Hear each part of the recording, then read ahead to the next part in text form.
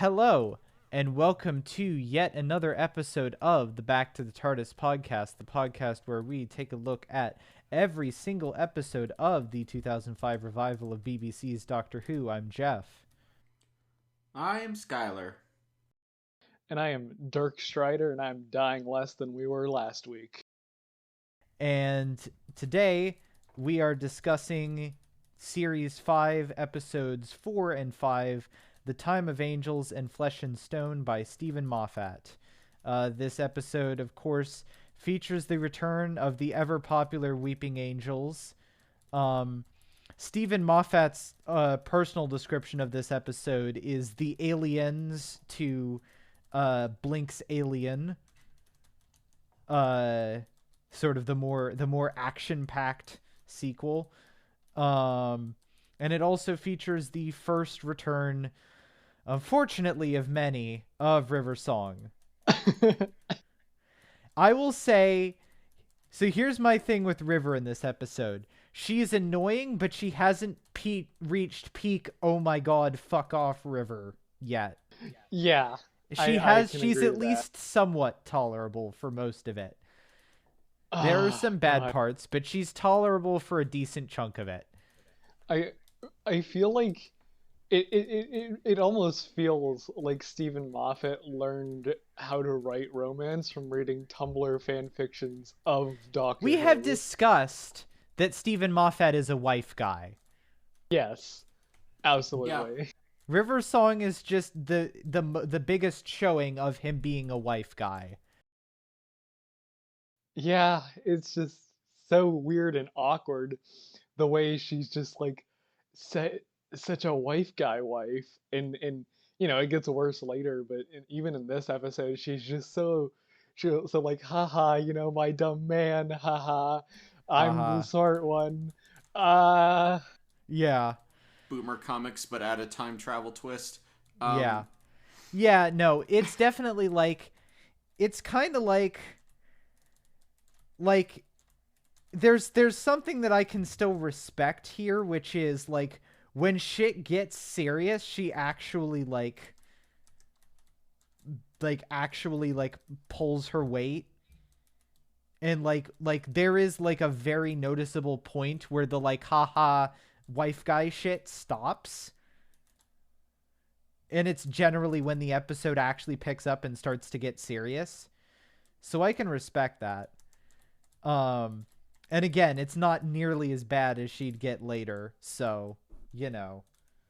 I'm going to predict this trend, and it's probably not on purpose. In fact, I would be willing to bet money that it isn't, but, like, the more we stray from, like, quote-unquote current River with, like, the library episode, the more the character grates on me. Obviously, it's because I hate women. No, it's because it's because it's not good. I'm sure we'll dissect it. It's just weird that River Song progressively gets worse and worse and worse until Husbands. That just basically. Okay. Well, she's even bad in like Name of the Doctor, which is after she dies. So like, I know. Yeah, it's just like, yeah. Anyways, maybe 11 brings out the worst in her. Yeah. Honestly, I think that might be it. Which is weird because I actually really like 11 in this episode, and I wish that we had like the 11 in this episode more. Ain't that the truth? Yeah, this is a pretty good 11. Yeah, I'd say 11 and Amy were good in this. It was just River. Oh god. There's so much with River that just doesn't fucking make sense, and I think that really starts here. Yeah. Where, you know, no, I think it is really, it's a case of like, it's really a case of like, where it feels like where they set things up to go, it ended up going in a different direction or something. Yeah. Or they just didn't get all that they wanted to do out. This is especially awkward. Yeah, I swear. it's especially awkward because they repeat the formula from her introduction. We have this basically like they're stuck in a place scenario, and they're with a group of people that like the group of people know more about River than the Doctor and the companion happen to know, except now the Doctor knows a little more. And also, there's like a disembodied voice that the monster is using as their voice. Like, it's very... And it's not like they use the formula badly, God, you're but right. it's just... Yeah. I just realized this is literally a more Moffatized Silence in the Library. Yeah. Again, Like, it's literally the same twist of like, oh, the monster's all around us. And then just like having to escape, and the companion gets some sort of thing that fucks with their perception of reality. Yeah. Yeah, no, I mean, I personally, I liked this episode, and I liked it a lot more than I was, like, expecting to, but it is kind of, like, it's really one of those moments where it's like, yeah, the Moffat tropes were good when they're used here. They're gonna stop being good real soon. It's like the seams are already showing. Yeah. Yeah. It's like, this works for the time being, but that's not going to be for too much longer. It's like I sort of said this in the group chat, but really this is, I think, the story we've been the most mixed on, because usually we're either it's like, oh, you know, I mostly like this episode, but you know there were maybe a couple things I didn't like, or like this episode was just kind of shit and they did some things okay. But this episode, it was really like there was this clear tension between the fact that I think it's a really interesting and good story, and there's a lot of really, really strong parts to it. And then there's just so much of just Moffat being Moffat Bullshit, and doing his shit. And it's just so, there's such a dissonance between what would otherwise be an amazing story and like just these weird cringy moments where River tries a bit too hard to be River. And just she's at so her honestly, I think that she is at her worst in this episode. She's at her worst in like the first 15 minutes of the episode, and then after that she's fine. It's just that very first 15 minutes. I can't remember exactly, but I feel like there were more moments throughout the story where just I think there were like some awkward Doctor moments later on too, I think, where he was just a little bit too speech give you Moffat guy, you know? Like that, like I think especially, you know, we'll get to this, but the end of the first episode, and he gives this little speech to the angels, and I was just like, come on, Moffat, like come on, you did this once already this season. You can't do the big speeches too many times, especially now when it's just like, again, it's not great, but it still hasn't reached the point where it's like, oh my fucking god, dude, stop. I feel like I wasn't quite, it's like the writing is on the wall, but it hasn't gotten the worst it can get yet. Yeah, that's true. It might just be, you know, my backwards, you know, or like the fact that I already know where it's going that's kind of tainting my perceptions of this. But it felt very forced a lot of the times from my perspective. Just watching it, I was like, you know, we get to moments like that, and I just sort of, okay, yeah, sure, dude, sure, if that's what you want to do, yeah.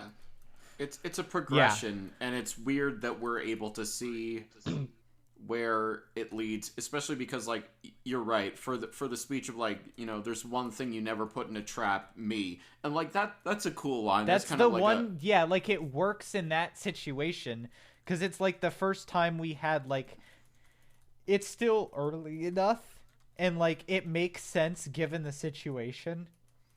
Yeah, and it's not I say my name and the problem goes away. Like it's but it's on that line. And similarly, they start the whole like, oh, why are you in prison?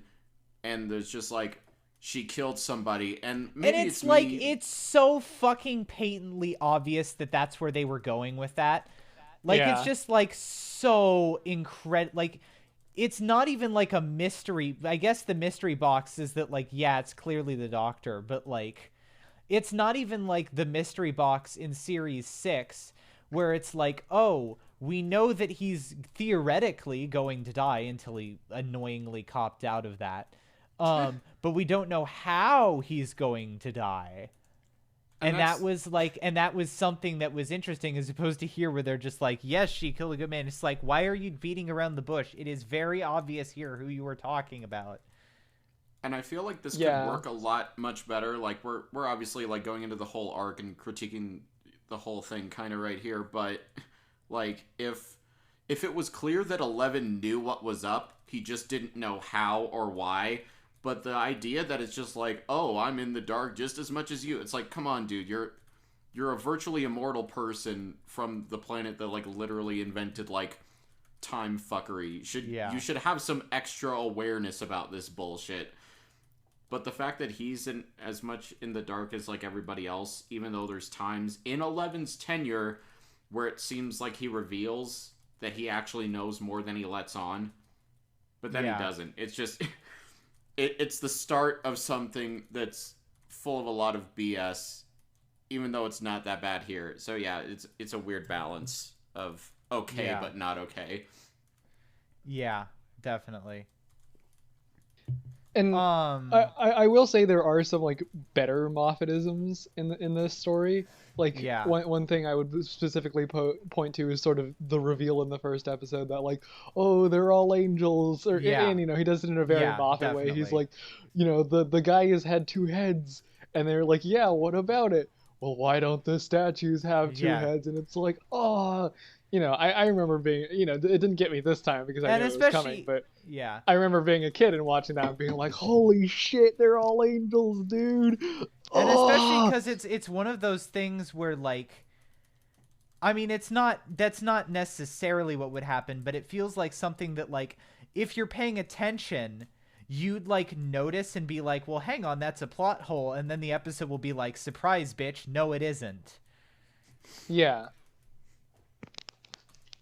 For and sure. That's and neat. Yeah. Anyways. So, yeah. This first 15 minutes here where it's like River at a party and she's being all like Stephen Moffat, like person that Stephen Moffat wants to inflict CBT on him. That's not great. And like immediately following that too, like, I'm sorry, I know it's just a goof, but like the whole thing of like, oh, she can fly the TARDIS better than he can. Maybe it's because I know where it went from here, and that was like and the answer to that is like it went fucking nowhere. But like, it's just so hilariously like Mary Sue-ish. Oh yeah. And it's like, I genuinely wonder if like it was intended to go someplace else, because she mentions that it wasn't actually the doctor who gave her the lessons. And then it just kind of comes down to, well, then who the fuck was it? And they just never answer it. Yeah. There's a fucking... No, it's even worse than that, because there's a throwaway line of like, in Let's Kill Hitler, that Melody Pond is all of a sudden able to pilot the TARDIS because, like, oh, I somehow have a that was with bad her. too. That was bad too, but we're talking about this episode, not actual garbage. Oh, no, yeah. It's the only thing, meta or otherwise, that I'd be able to be like, oh, yeah, it makes sense that she flies it better than 11, is if 12 taught her. Because 12 doesn't really do a lot of bullshit with the TARDIS, mostly because Peter Capaldi, but... He doesn't fuck around. Yeah.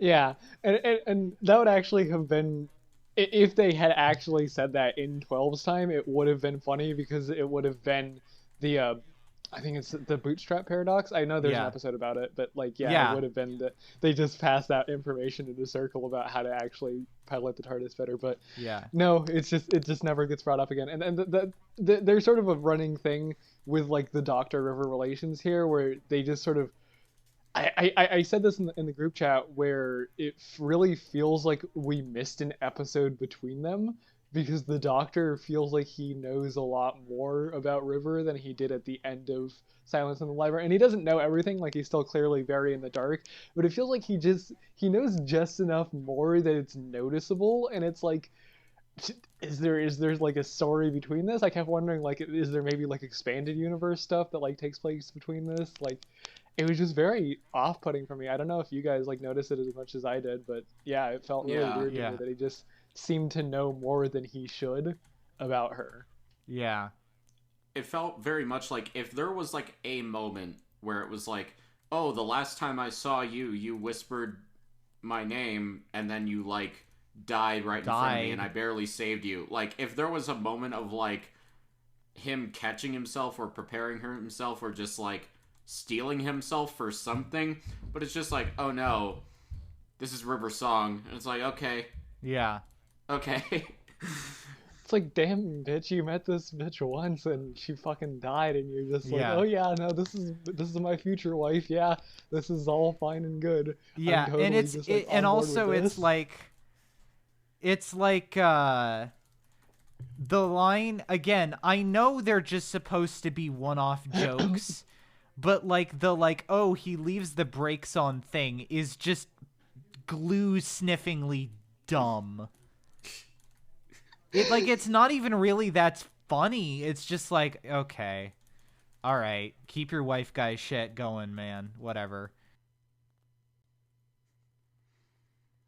I also just think the whole thing of her like lasering the thingy into the box and then getting him to show up was just really Yeah. fucking like, no. Like, what would you have done if the box hadn't been recovered? Like, Although I will say it is pretty funny. Like I feel like that it's almost like slightly, ever so slightly self-aware there because of like the contrast between how like this grandiose description that he gives ancient high Gallifreyan and then it just being something as like mundane as hello sweetie. Like it almost feels like Moffat's taking the piss out of himself at that point. Sure. okay, see, but like there's the other thing. Like, how did he know "Hello, Sweetie" was like the River Song thing? Oh yeah, that's true. Was that, I guess that was mentioned in Silence of the Library? Like Was it, it? yeah, I Does she maybe, call him yeah, it sweetie? feels like it's one of those things where it hasn't properly been codified. I feel like this is them like trying to trick you into thinking it's been codified, like Yeah. by acting like it already has been a thing. They make you think it is. Like, I think that was the main thing that made me go like, wait, was there a thing between the last one? Because like, how does he know that's a thing? Like, how does he? Why does he assume it's her?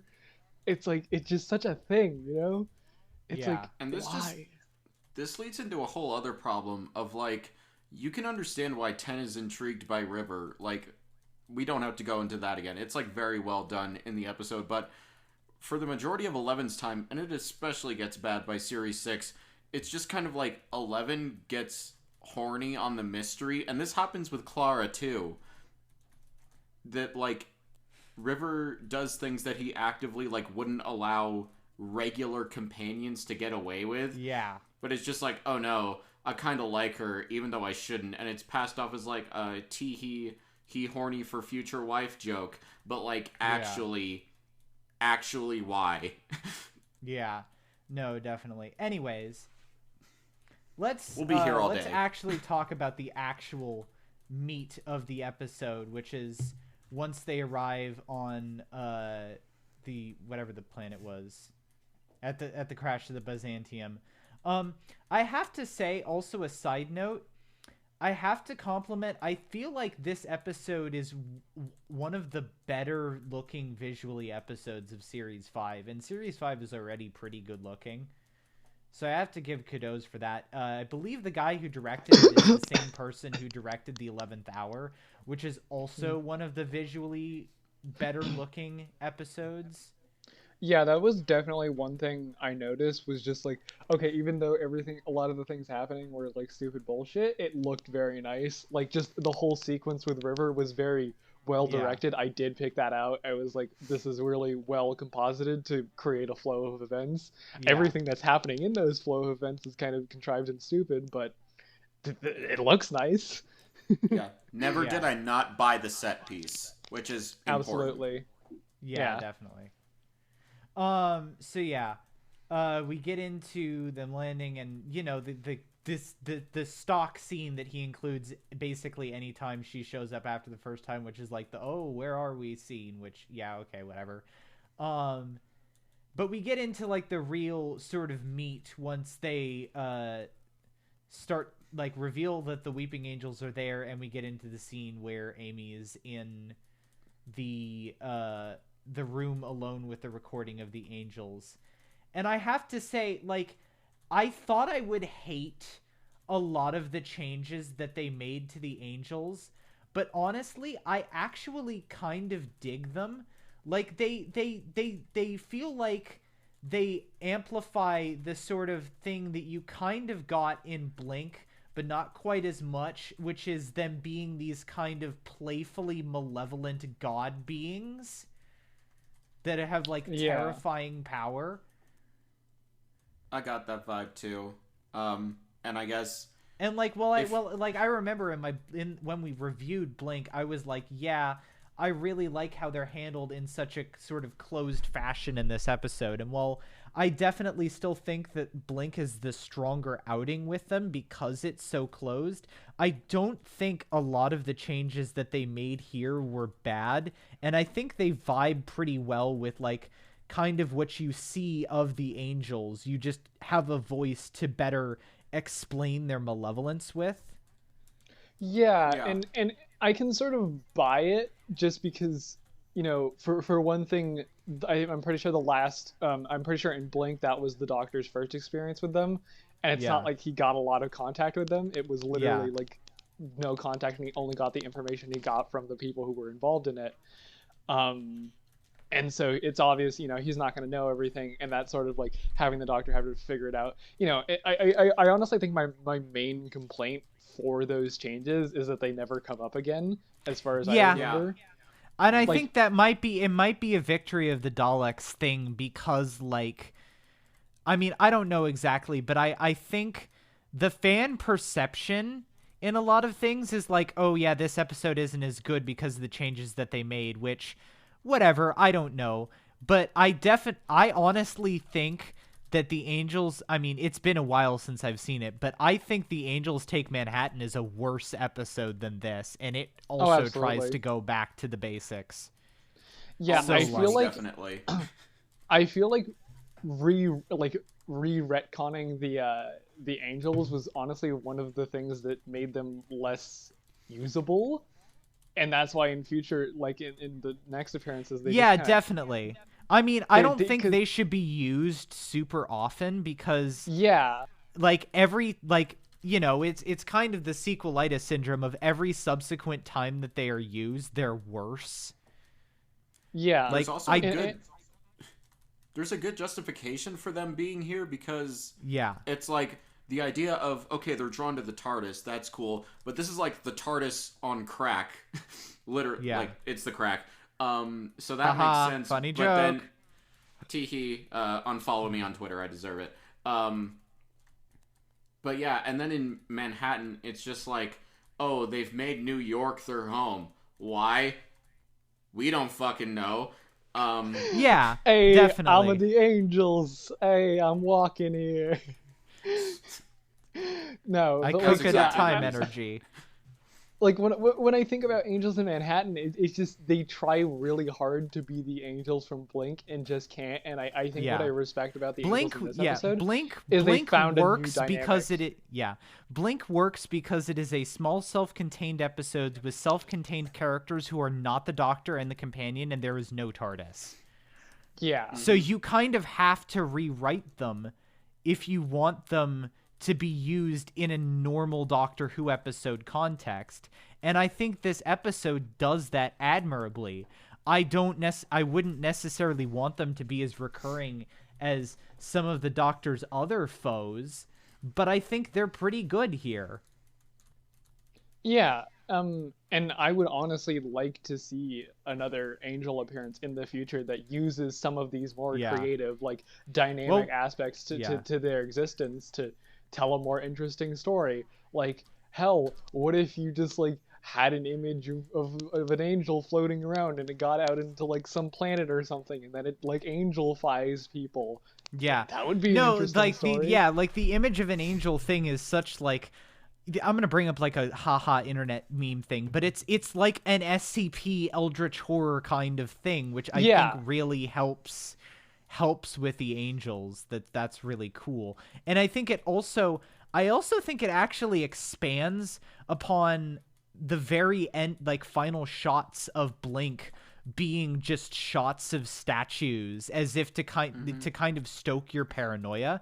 And I think that this kind of enhances that by basically saying like, yeah, any one of those totally could be.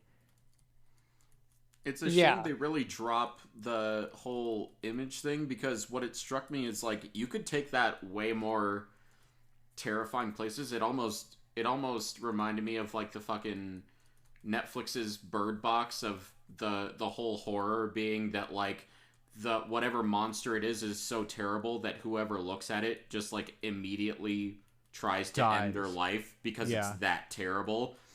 Like, obviously you probably couldn't go that dark, but like that type of thing. Yeah. Well, I I don't know. mean, they did. It's just called Extremis. Oh yeah. That's literally what Extremis is. We don't talk about that arc. Hey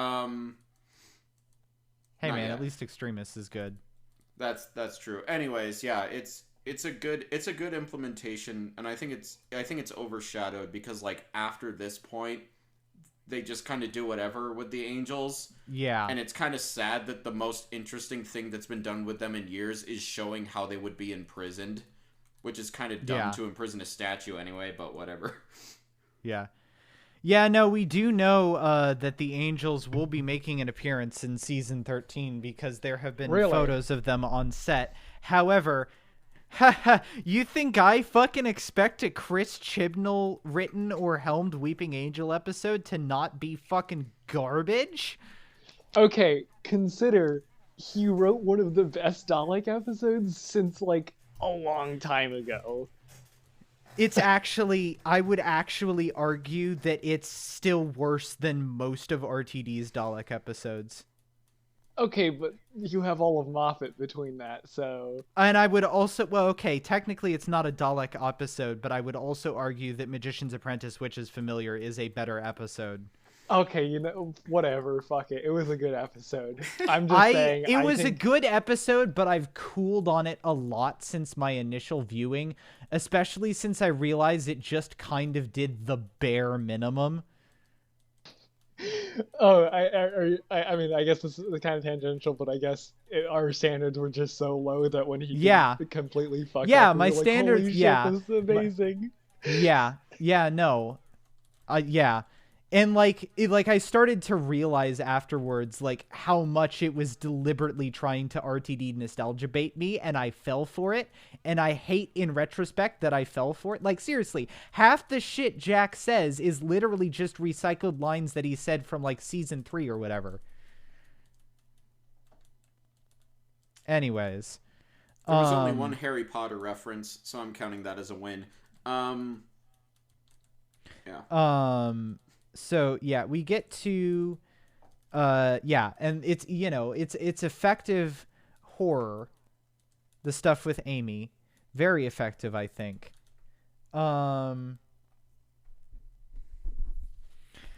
And again, like, I mean, obviously, like, there's only really the main bishop, but like that bishop, like, it's not RTD level character good, but like that bishop's an interesting character, if only because of how he interacts with River Song. Do we want to talk about the church? And it's an interesting, you know what? I think it's an interesting portrayal of faith. Like, in the end, like, there are some jabs thrown at each other, but in the end, like, you very much get the sense that at the end of it all, both of them respected each other. Yeah. It wasn't cringe. It wasn't Star Trek levels of handling faith and fumbling it terribly. I can say that much. I just find it weird in retrospect that like we find out that like Kavarian was part of the church and then like started off her own like splinter cult. But Oh, then like yeah. Okay, listen, let's not get into Moffat's lore bullshit because it's fucking stupid. I'm just saying RTD's like continuity is good. Moffat's continuity is painful. just like, oh yeah, the church ordered you to do this, but that was a different church, and this church is holding you responsible and thinks it's terrible that you killed the doctor. And this Yet also church the told you to original kill the church doctor. doesn't love the doctor either. It's a weird fucking Yeah. thing. But yeah, I in terms of Moffat lore, the one thing I do actually care enough to know is that at the beginning he says that the museum they're at is the final resting place of the headless monks, and that was just like Moffat things. Nice one, Moffat. Moffat things. Yeah. But yeah, I like the Bishop character. He's good, and he's not Colonel Runaway or whoever the fuck the dumb guy. Yeah. Yeah, no, definitely. So yeah, we mentioned that is the image of an angel thing. And I like how like it slowly like sets up how that has like fucked up Amy for the rest of the story. Mm-hmm. Which I think it's well done. Well done. Karen Gillan Yeah. sells it. Yeah.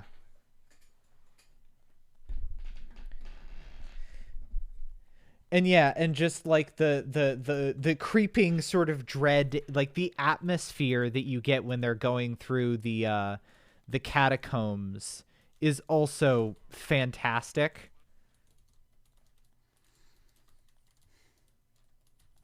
As the tension sort of slowly builds. Also, I have to say, like, we do like rag on Moffat for being lighter than RTD and having some like spooky or not being like quite as spooky.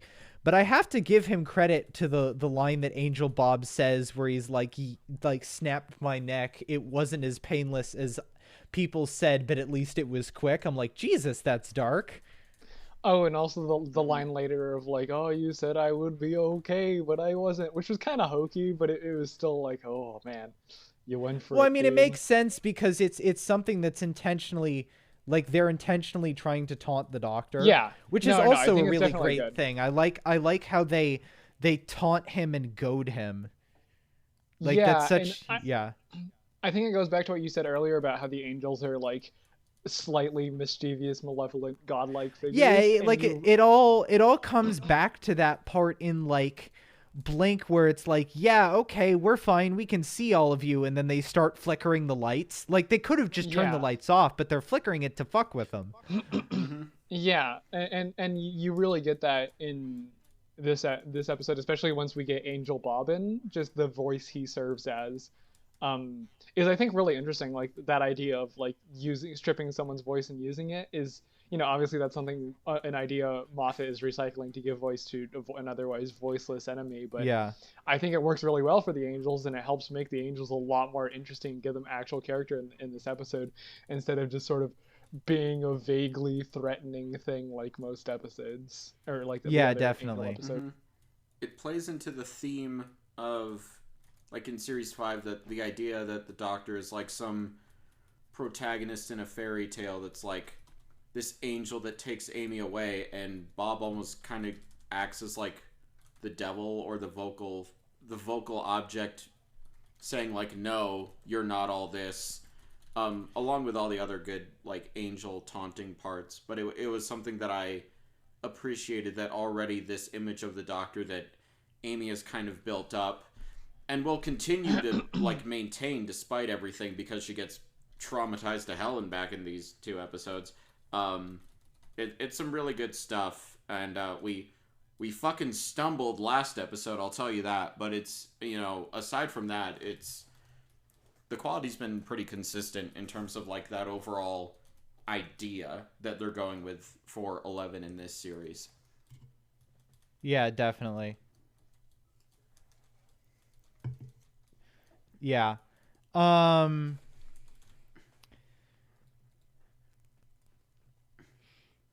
So yeah, and again, I do like the cliffhanger.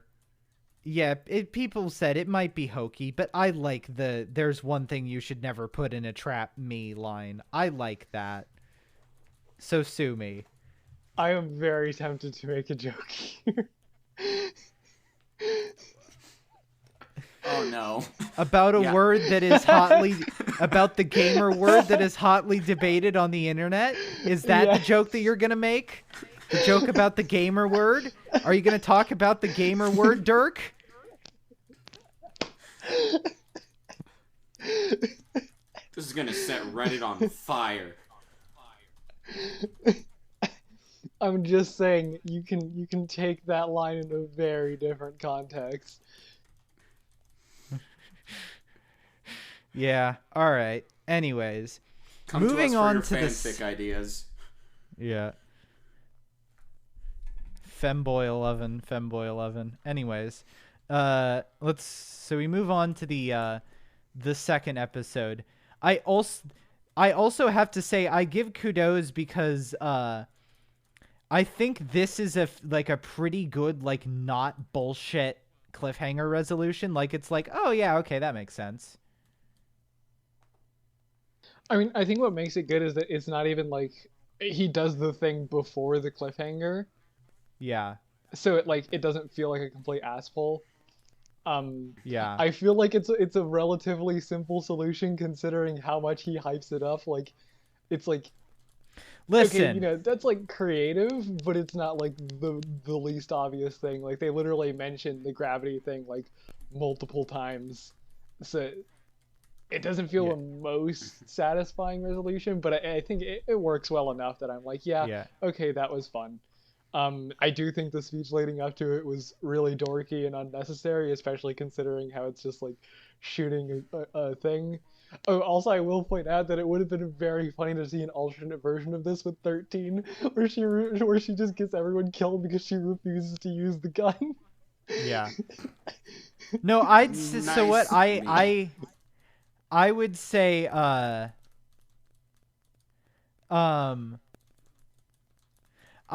that's kind of just an unfortunate it's an unfortunate storytelling quirk of the fact that this is a two-parter and they had to hype up the cliffhanger somehow. Yeah, I get it. I At get least it. It's just a very Moffat way of doing it. Yeah. it wasn't. No, definitely. It wasn't 11 telling the Weeping Angels to go to their room. It wasn't that. Yeah, if we're gonna give him shit for asshole, if we're gonna give him shit for cliffhangers, how about that very first cliffhanger he did? True, true. Anyways, so yeah, they move into the ship proper and slowly get taken out more and more. There's also a really well directed shot in here of them when they cut the lights and shoot at the angels. Oh yeah, that was a good scene. With the bullet, the muzzle flares like illuminating it, and with every muzzle flare they move slightly. That's just spectacularly directed. Yeah. Legit cinematography right there. Yeah. And then we also talking about visual spectacle. We get into the forest on the ship, which is just a really great setting for that last part of the episode. Again, I have to give Adam Smith, who directed this episode, at least I believe it's Adam Smith, Adam something. I have to give him props because this is a really great looking pair of episodes. Yeah. Also, side note, because this is where they find the crack and they really like acknowledge the crack for the first time. 11 actually mentions like both the Dalek invasion and like other things from RTD era. Yeah, Which like I remember that. Yeah, like I remember that he mentioned. I remember that he mentioned the the Daleks thing, but I forgot that he mentioned like some of the other stuff. Yeah, the adventure with Jackson Lake. Yeah. I'm like, wow, I didn't I mean, I guess it makes sense when you think about the fact that that would have been fairly recent at the time that the episode was aired, but it's like, wow, I didn't expect them to like mention that. Yeah. Also, it's nice for a Stephen Moffat canon thing to be like somewhat consistent in its rules of like, oh, if you're not in their personal timeline, like if you're time travelers, you can remember them, but if it's someone like just naturally a part of your life and intertwined with you, that'll like fuck with your life, and that they keep that rule until like the very end, but like fairy tale ending, whatever. It's nice to see that consistency from Moffat because it happens oh so rarely. Yeah, definitely. And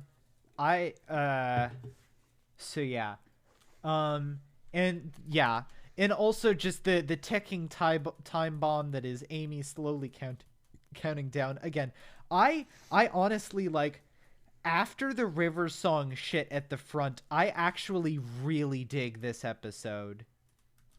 And like, yeah, there might be some bits that are like kind of contrived or hokey, but it's entertaining and it doesn't make me cringe like a lot of Moffat's later shit does.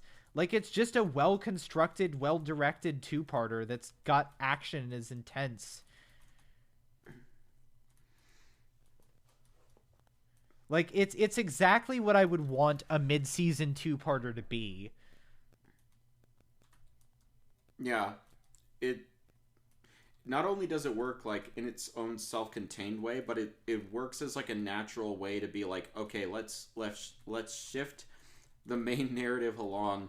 Let's bring Rory in here, and not just to like change things up, but because it makes natural sense for like Amy as a character and the Doctor realizing like, oh, I distanced myself too much, and now this is a like fucking situation. like we goof about, like, we'll probably goof about the horny shit when we get to it later on, but like, yeah, I really like how that's handled, because it's very much handled as like 11 being like, holy shit, what the fuck are you doing? Like, cease. No. Stop it. Get some help.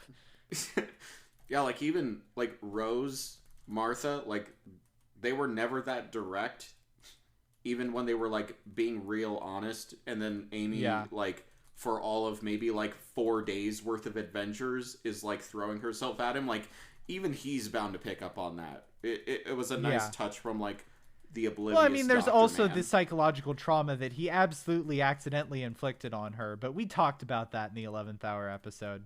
Yeah.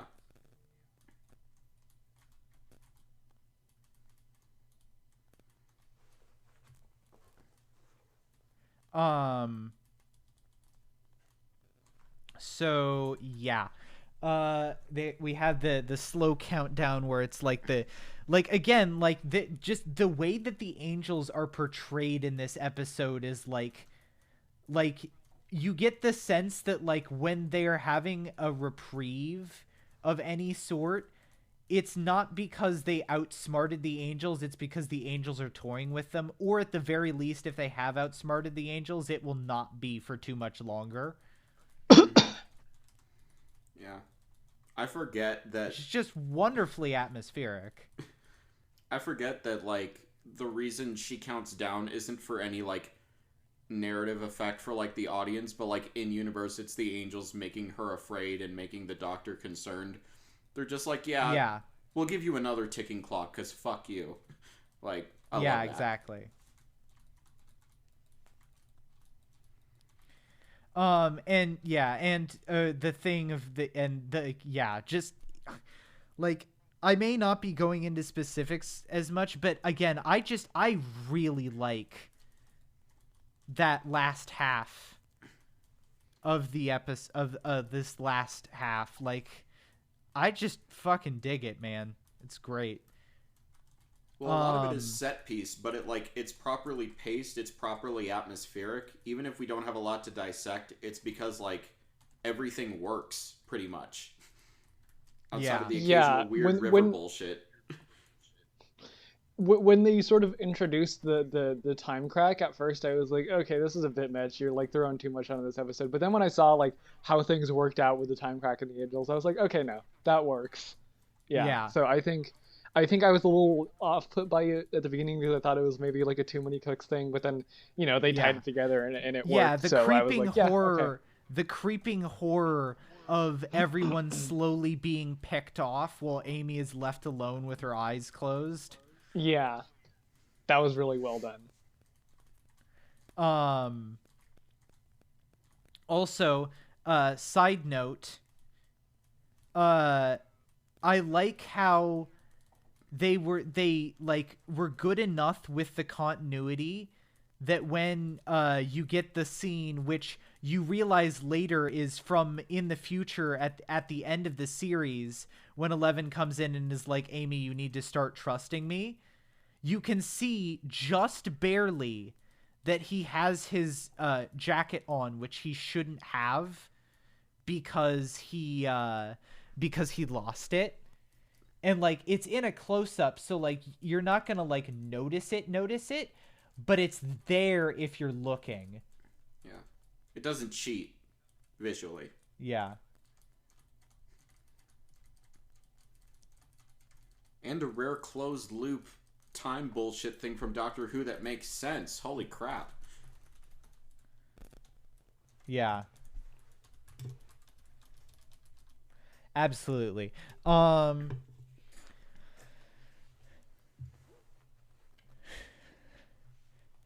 So yeah, there's also one of the better, like, I also really like how they handle the bishop's death scene. Like it's just the set pieces here are all just wonderfully written, I think. Yeah, I will say just the last moments of like, get a grip, and it was like, yeah, no, no, no, and he's like, no, literally, get a Yeah, grip. no, I'm Did you actually being forget where serious we? here. Yeah, Yeah. yeah, and I think it works so well because he's right. Like as an audience, you Yeah. do forget that they're suspended sideways at that moment Yeah. until he does that. Like because it's just sort of it's a thing at the beginning of the episode, and then you go 35 minutes without hearing about it, and then it's a thing again, and you're like, oh Yeah. shit, dude. And it makes perfect sense because yeah, they've been draining the power, and that's gonna Yeah. be like the last thing that goes out, and then yeah, it goes out, and it's like, whoa. Oops, It's fucked definitely yourself over there, didn't you, buddy? yeah, it's definitely a very clean and well set up resolution. Like absolutely. Yeah. Um and they're all sucked into the rift. And now, okay, the one thing that I will say is the one thing that I will say is the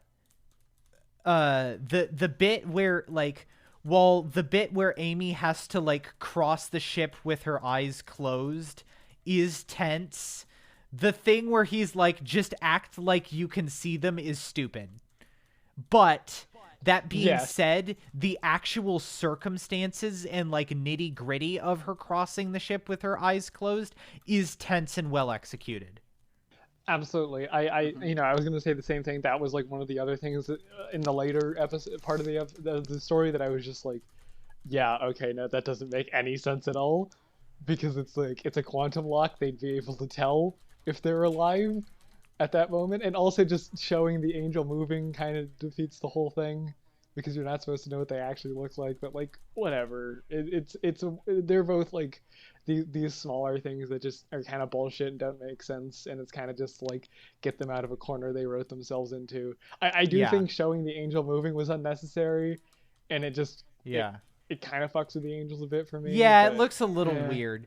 Like, one of the things that I liked up until that point is the way the angels are utilized is if the viewer can see them, they don't move.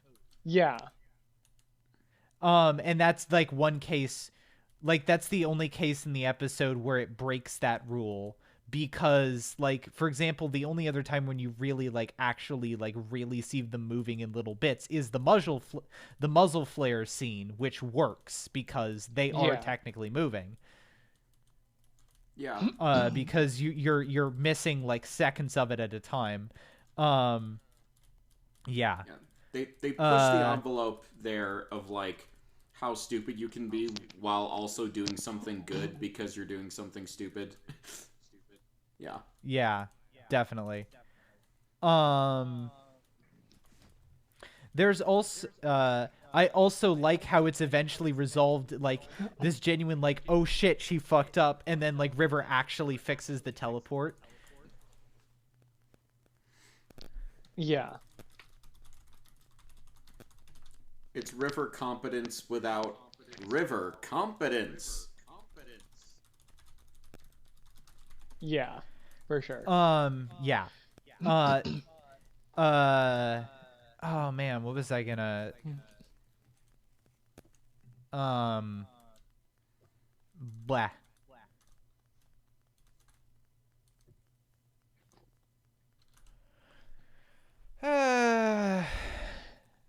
Um. Oh yeah, that's what I was gonna say. Um, I like how at the end of this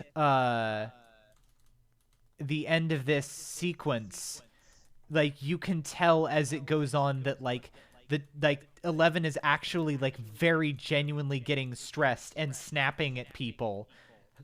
And it's like I really wish that like that kind of 11 like was around more, because you like it feels much more doctorally about how like you have this contrast of like he can be approachable, but he was reaching almost 9 levels of like don't fucking talk to me, 9 or 12 levels of like don't fucking talk to me, I'm trying to save everyone, shut the fuck up for God's sake,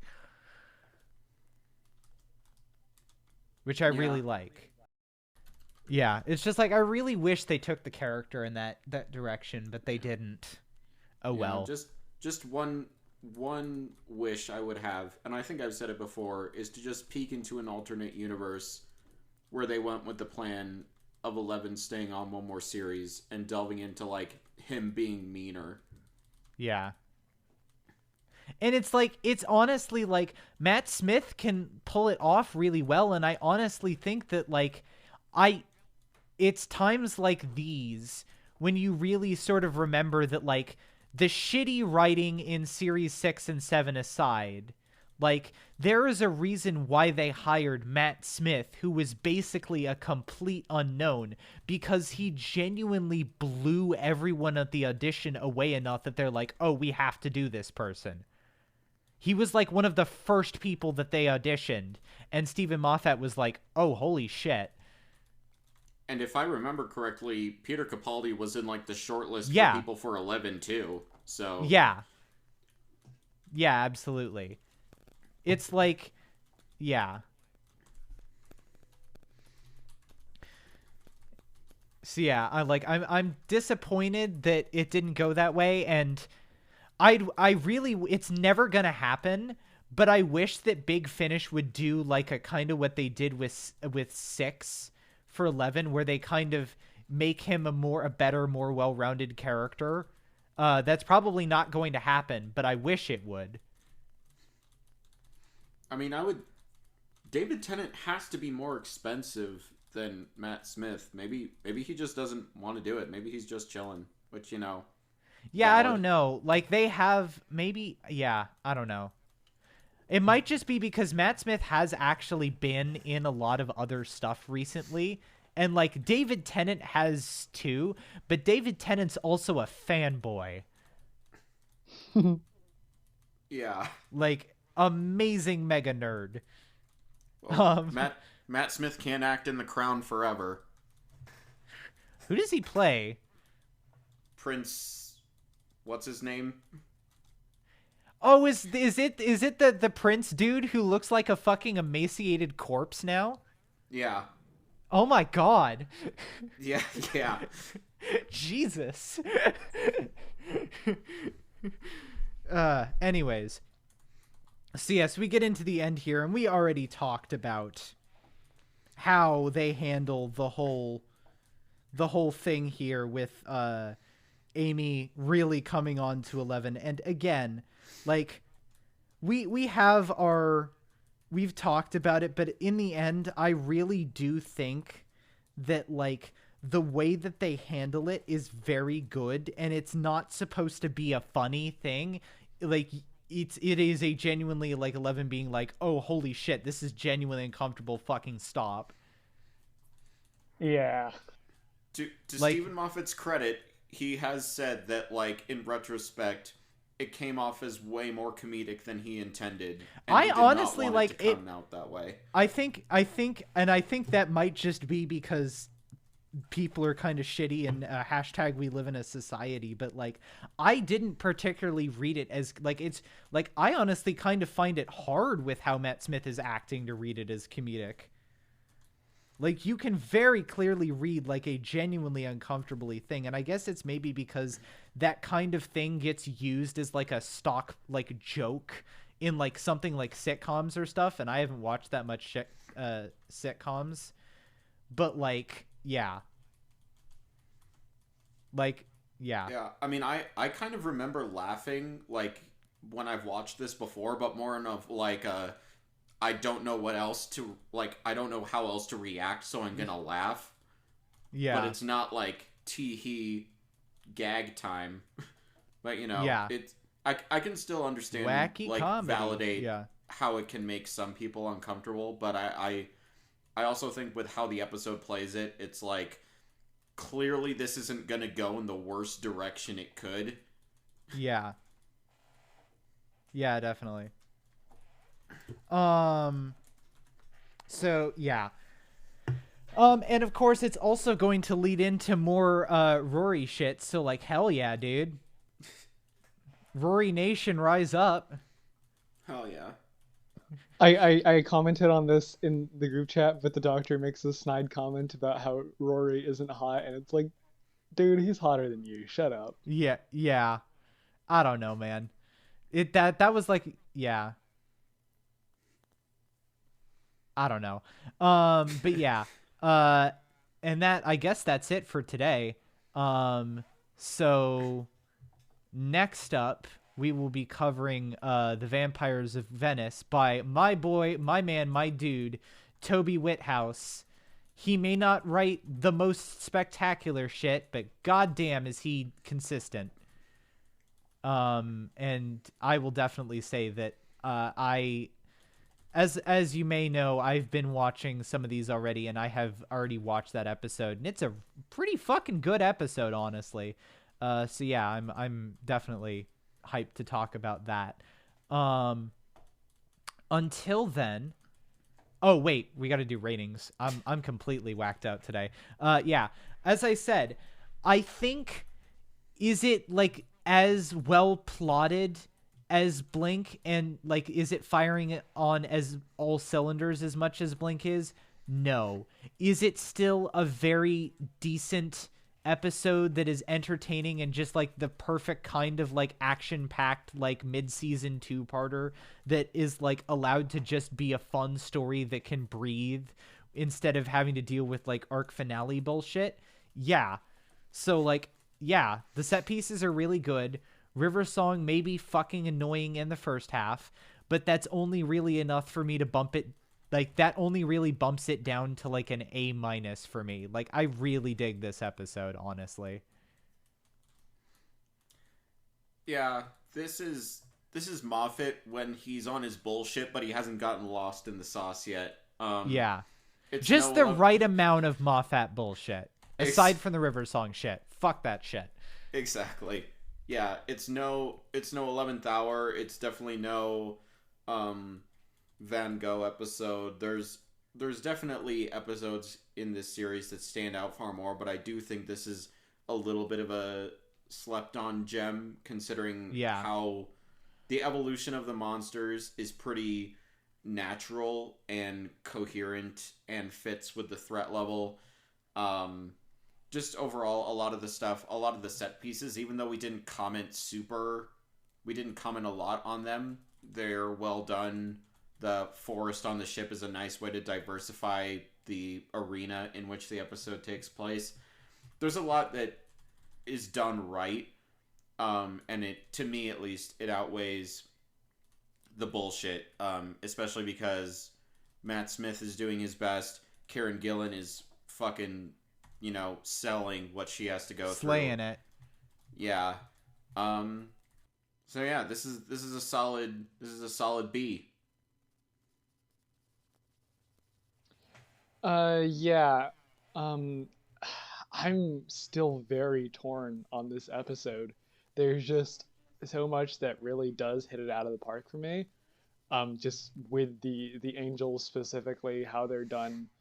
And for the most part, I think everything with the Doctor and Amy is really good. Um, yeah, I think my main gripe is just like River, and then some of those just real Moffat moments where it's just like, dude, stop. You're making it worse. Stop.